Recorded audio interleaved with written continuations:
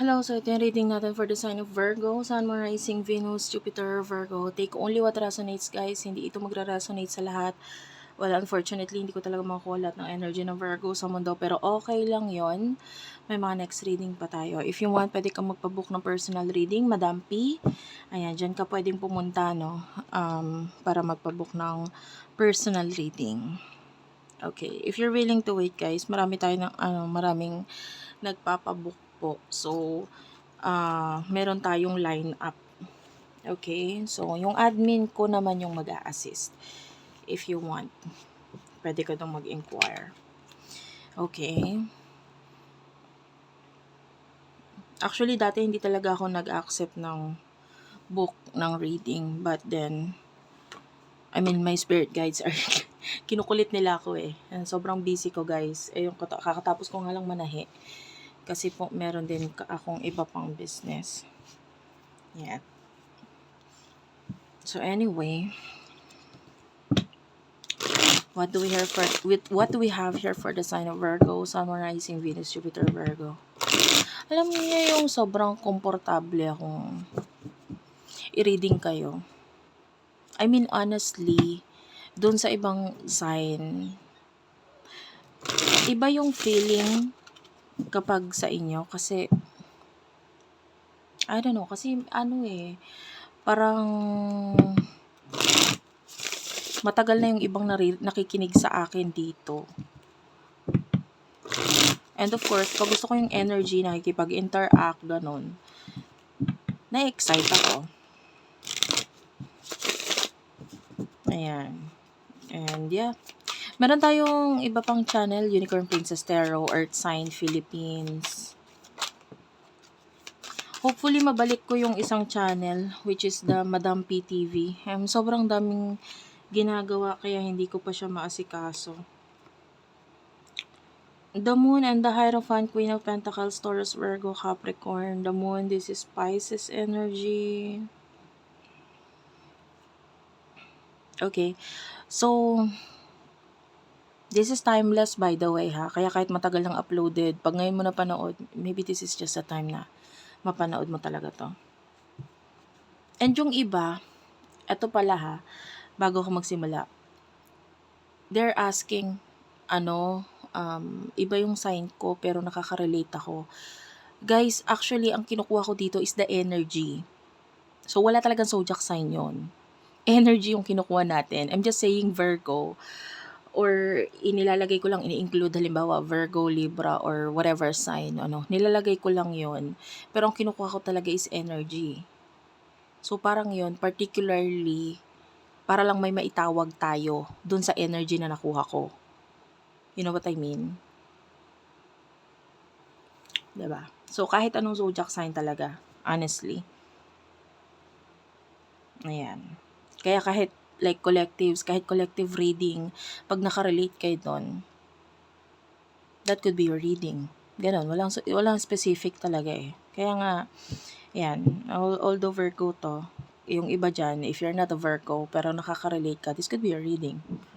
Diba? Or yung person mo is a Virgo, pwedeng ganon. The Moon, the Hierophant, and the Queen of Pentacles. Ang dami mo ng lessons na natutunan. The Moon is here. Ang gusto ko sa'yo, natutunan mong maging quiet or tahimik lang. Maybe with the Queen of Pentacles, maybe regarding sa iyong career or regarding sa iyong finances. Okay, sorry about that. Maaring hindi mo napansin kasi pinost ko yung video, but anyway, may pumasok lang saglit. Anyway, so nakikita natin, ang dami mong improvements ngayon. The Hierophant is like a lesson na natutunan mo. And with the Queen of Pentacles, maybe may kinalaman sa career. Tapos with the Moon, pwedeng nandito yung secret or natutunan mo na how to keep everything to yourself. No? Kasi hindi naman talaga all the time kailangan aware yung iba regarding yung mga bagay na pinagagawa mo, finances mo. Yung iba sa inyo, maybe you do have a habit of posting something sa social media or maybe sa story mo and showing your accomplishments, mga ganyan, or kung ano yung mga small achievements mo, whatever, sa career. And actually, sometimes hindi yun helpful. Especially, syempre, um, pag pag friends sa social media, no, kamag-anak or friends, and you don't know kung sino yung mga kaibigan talaga or pamilya talaga na sumusuporta sa'yo. A lot of the viewers or the followers ng iyong story or ng iyong post, yung mga tumitingin dyan is, sabihin na nating, mga nakikichismis lang, mga bashers, sabihin na natin ganun. And may mga times na kailangan hindi ka maging open kasi hindi nila, I mean, you cannot control their mind. And nakaka-affect yun. Diba? Nakaka-affect yun pagdating sa pagdaloy ng swerte sa buhay mo. Yung tawag natin doon is like the evil eye. They're looking at you. Tapos iba yung intention, may halong inggit na pala. I mean, for some of you na hindi alam yung evil eyes are like this. No? This is used for protection. Ayan, isa pa yan sa mga ginagawa namin, mga business na gumagawa ng mga evil eyes. And so,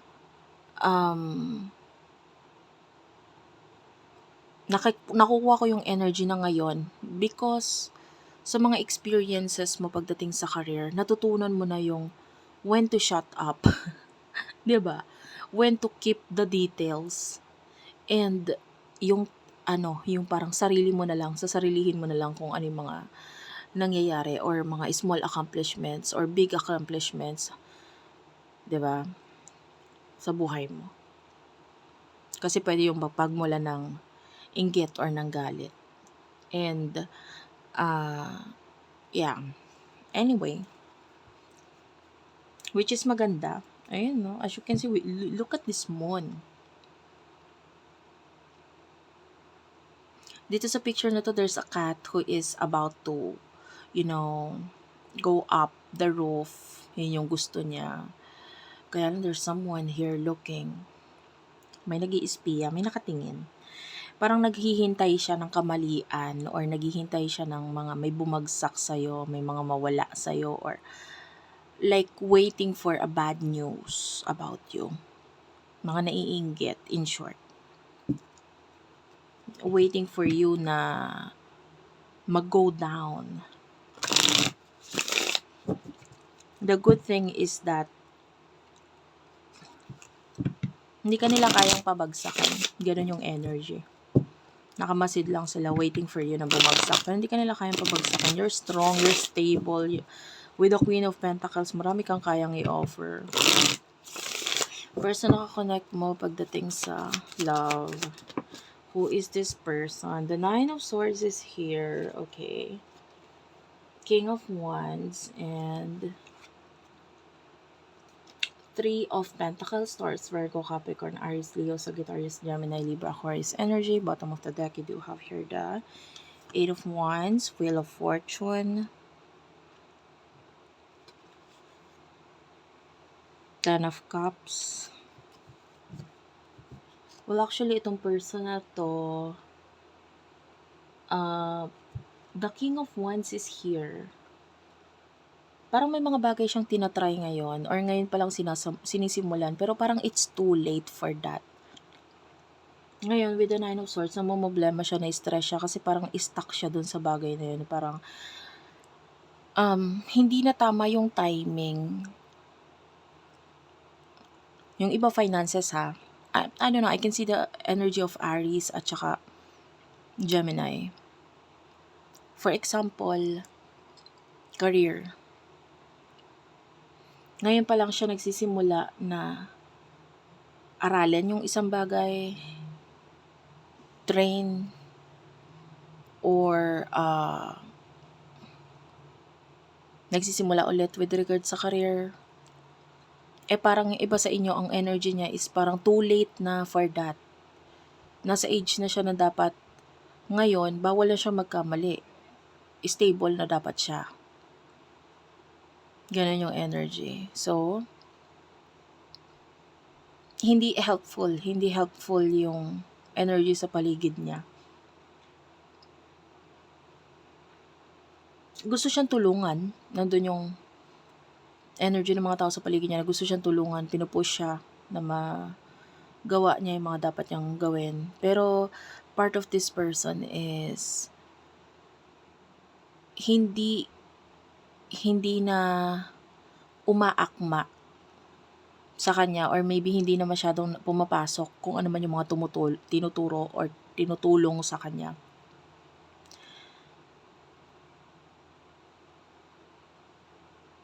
Okay?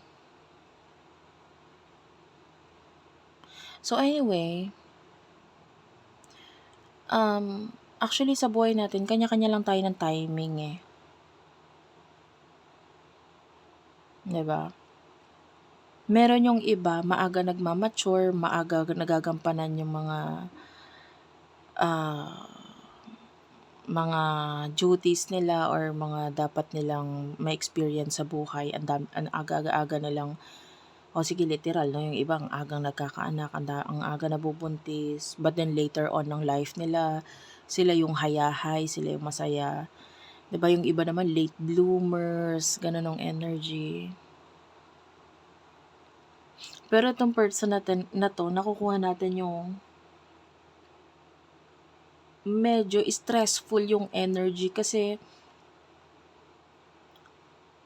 although sinabi natin kanya-kanya yung timing, sa kanya parang hindi aakma yung ganong kasabihan. Kasi it's too late na for this person para dun sa bagay na yon na gusto niyang gawin. Nandun yung kagustuhan, nandun yung will. For example, no, wag kayo ma-offend doon sa mga may edad na, no, na nanonood sa akin. For example, may edad ka na, matanda na, masakit na yung mga buto-buto. Tapos ngayon mo gustong aralin mag-ballet, sabihin na natin gano'n, yung sayaw na ballet or whatever. Kumbaga yung parang hindi na kaya ng katawan mismo. Example lang to.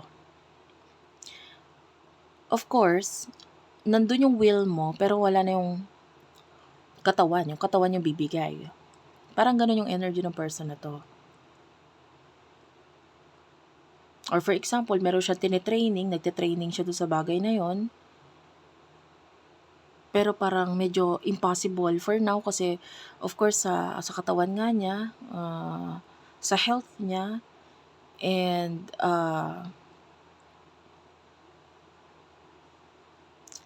sa age niya, parang hindi, sabihin na natin okay, baka pasa siya dun sa training. Pero pagdating dun sa work, possible na hindi matanggap, ganon, kasi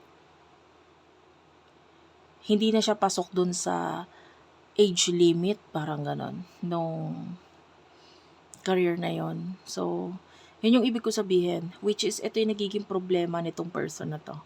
Hindi na siya pumapasok dun sa tamang time eh. Well, anyway, tell me about the emotions here. Sana na-gets nyo kasi as much as possible, pinapalawak ko yung message para mas maintindihan ng bawat isa. The Wheel of Fortune, regarding your emotions, Two of Swords, Wheel of Fortune, Knight of Cups, medyo pa bago-bago yung maybe yung emotions mo dito sa person na to, and at the same time, pagdating sa mga decision mo sa buhay, Two of Swords, medyo may pabago-bagong energy. The Wheel of Fortune and the Knight of Cups, maybe may mga biglaang offer, tapos nandun yung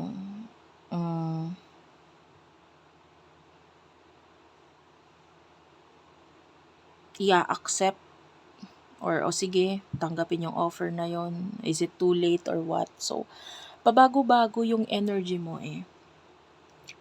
pati sa emotions pagdating dito sa person na to. There are times na maybe nagiging wishy-washy ka, umiiwas ka, and then there are times na parang you are interested sa attention na ibinibigay niya sa'yo or vice versa, or ikaw ito na nagkakaroon ng attention sa kanya. So wishy-washy.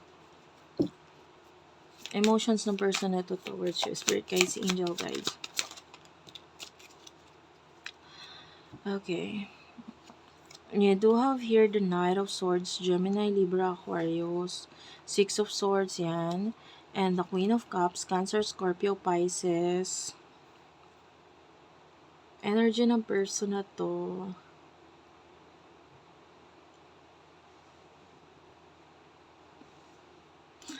Nakukuha ka niya or nakikita ka niya na someone who is very attractive. Gusto ka niya, pero yung energy is rebellious.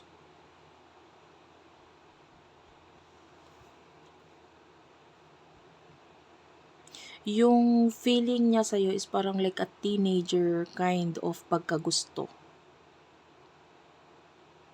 Gusto ka niya sexually, gusto ka niyang isipin, na like, kasi pag iniisip ka niya, kinikilig siya, parang ganun, medyo teenager yung energy. And the Eight of Swords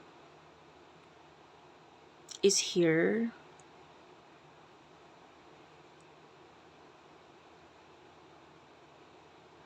Parang gusto niyang sumama sa'yo or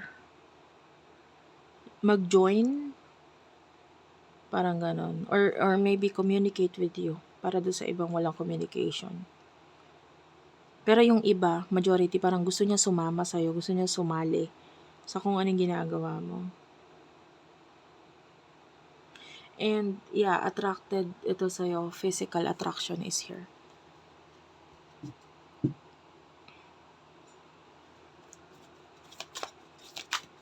In the future, you do over the Lovers. The Eight of Swords is here. The Lovers. And ito na feel ko to sa side na to. Three of Swords and the Queen of Wands. What's with the Three of Wands? Queen of Wands, sorry. What's with the Queen of Wands? Bottom of the deck, you do have here the Chariot, Aries, Leo, Sagittarius, Cancer energy. Two of Wands. Okay, sorry about that. Meron lang nagpasok bigla. Anyway, so pinopost ko yung video kahit di ko nasabihin para walang makagulo dito sa reading. Okay, so you do over the Lovers, the Eight of Swords. In the future,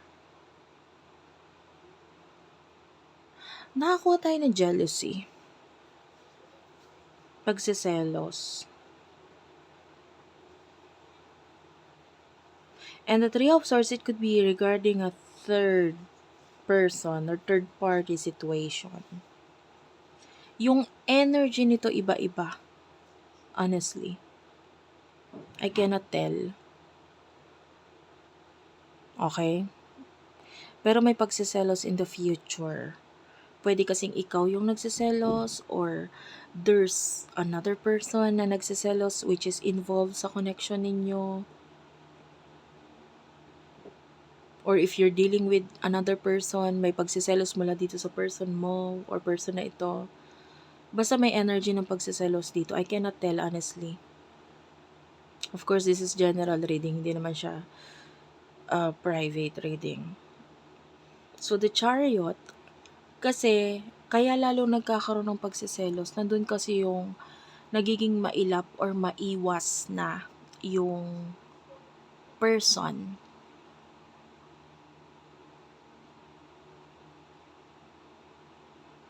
And I'm feeling like it could be sa side ng person mo. May isang person pa siyang kakonect and the other person is nagsiselos sa iyo. Frustrated siya. Because yung person na ito is mas nagbibigay ng or nagpapakita o nararamdaman na parang hindi siya ganun kagusto or ka-favorite ng person na kakonect niya or kakonect ninyong dalawa. Ganun yung energy niya, no? And pwedeng may mga makita siya or maramdaman niya.